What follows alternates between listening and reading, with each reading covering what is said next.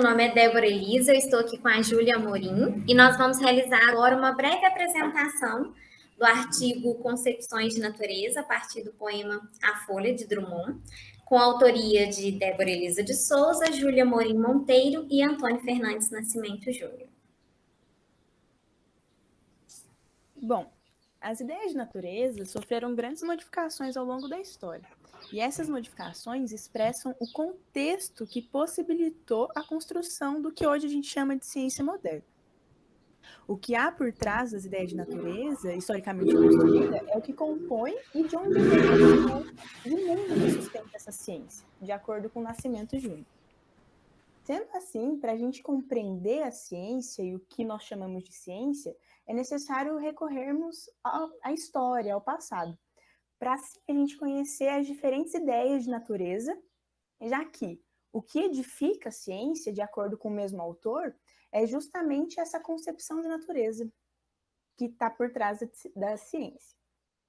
Se tratando, então, especificamente do ensino de biologia, em que as ideias de natureza conseguem ser vistas de maneira mais explícita, é interessante que a gente busque o contexto de criação dessa ciência, para que assim a gente consiga ter uma visão contextualizada e crítica da mesma. Além disso, o ambiente, que é palco de estudos da biologia, e isso fica muito claro porque a biologia é o estudo dos seres vivos e esses vivem no ambiente, ele também se constitui frente às ideias de natureza, já que a relação que o homem estabelece com o meio, de forma explícita ou não, está muito relacionada com a visão que ele tem desse ambiente e da natureza. Dessa forma, sendo a natureza um conceito que sustentou e sustenta as ciências naturais, ou seja, a química, a física e a biologia, esse conceito de natureza e essa ideia de natureza está presente em diversas produções humanas, como, por exemplo, na arte, na religião e na ciência também, nas relações sociais, no imaginário, na concepção que a gente tem de educação e de educação ambiental também. No que tange à arte, que a gente citou anteriormente, temos nela uma possibilidade de viajar por esses contextos e por essas ideias de natureza, já que muitos artistas, compositores, autores, têm a natureza como fonte de inspiração. Dessa forma, o objetivo do nosso trabalho é identificar no poema A Folha, de Carlos Drummond de Andrade, as ideias de natureza presentes que podem ser enunciadas em um ambiente de formação de professores de biologia. Bom, esse trabalho se enquadra na chamada metodologia de pesquisa qualitativa. Nesse tipo de pesquisa, os pesquisadores têm como foco o processo e não simplesmente o produto. E o pesquisador, as pesquisadoras, tentam sempre compreender os fenômenos estudados a partir de uma perspectiva crítica e contextualizada, de acordo com Marli André.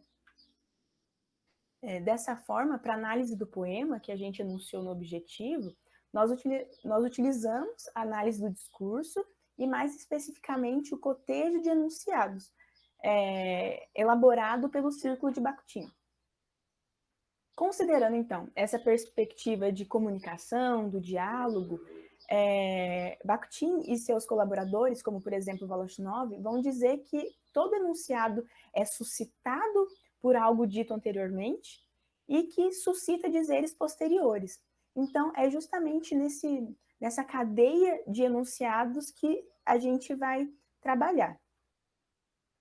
De tal forma, na perspectiva bakhtiniana, o poema é considerado um enunciado, por se tratar de uma produção social, uma produção humana, que se insere em um contexto social, político, econômico, e, sendo assim, nós nos debruçaremos a entender mais um pouco sobre esse poema. E sendo assim, a gente vai buscar responder a seguinte pergunta: o enunciado do autor, ou seja, o poema, suscita quais possíveis dizeres em um ambiente de formação de professores no que tange às ideias de natureza? Bom, Então, nós daremos aí seguimento, né, destacando a partir da obra os enunciados que possibilitam essas discussões nos ambientes educacionais, aí no que tange a ideia de natureza. Então, vamos lá para a primeira estrofe aí do nosso poema. A natureza são duas, uma tal qual se sabe a si mesma, outra a que vemos. Mas vemos ou é ilusão das coisas? Bom, ao nos depararmos com esses questionamentos, assim, algumas discussões são suscitadas, né? Mas vemos ou é ilusão das coisas? Podemos nos remeter à filosofia platônica, né? Que nos apresenta duas esferas, a da realidade e a da ilusão.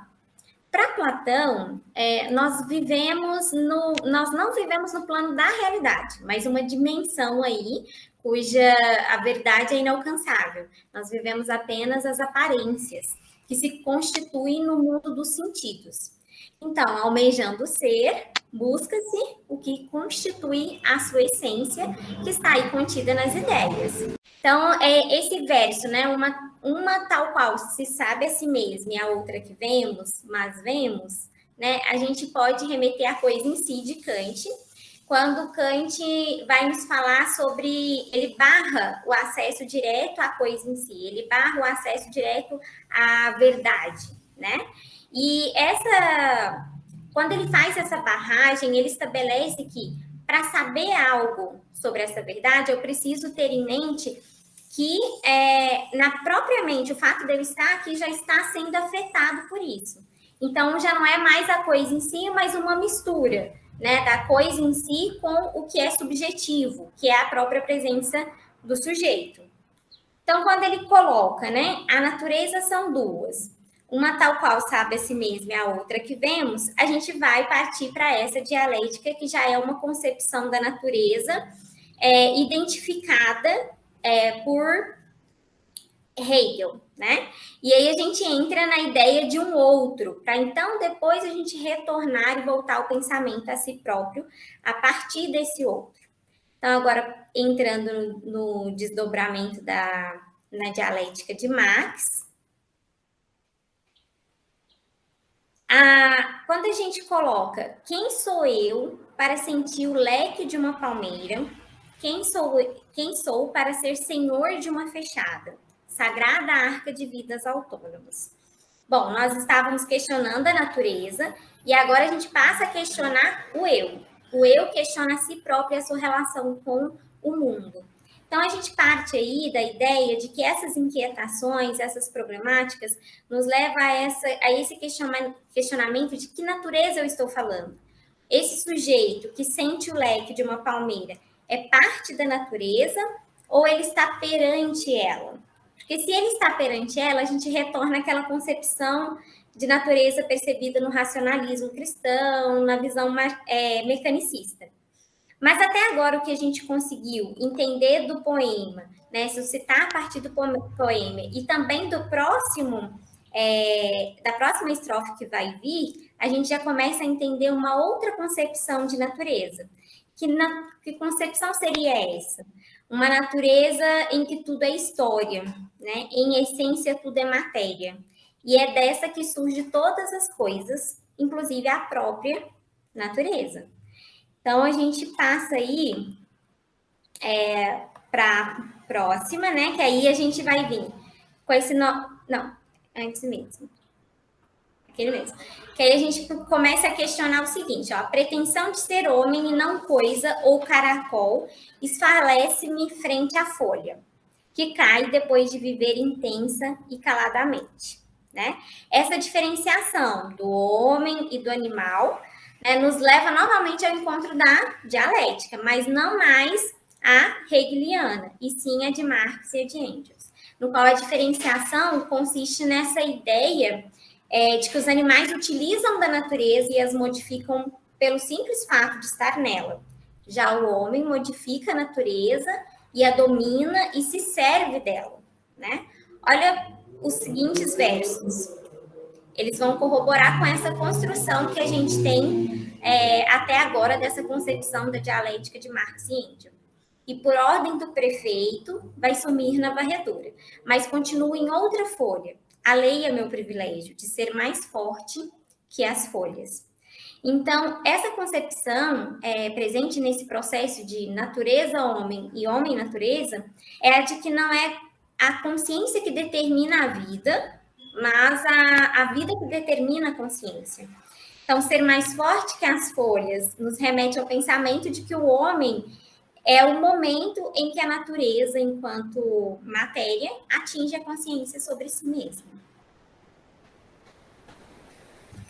Bom, para fechar as considerações finais, é possível perceber que a partir do poema e a partir dessa análise dos enunciados do poema, a gente consegue permitir essa associação da unidade filosófica da dialética, compreendida nas ideias da natureza, e sua construção histórica.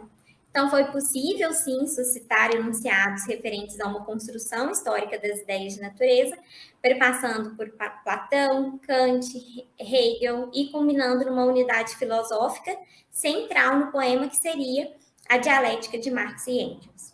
Então, a possibilidade de discussão sobre as ideias de natureza a partir do poema é muito rica para ambiente de formação de professores.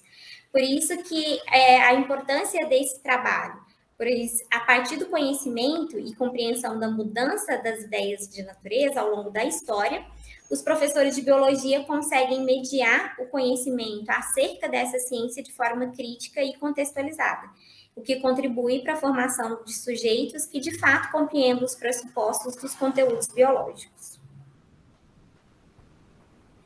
Agradecemos, então, a CAPES, a FAPEMIG e a Universidade Federal de Lavras.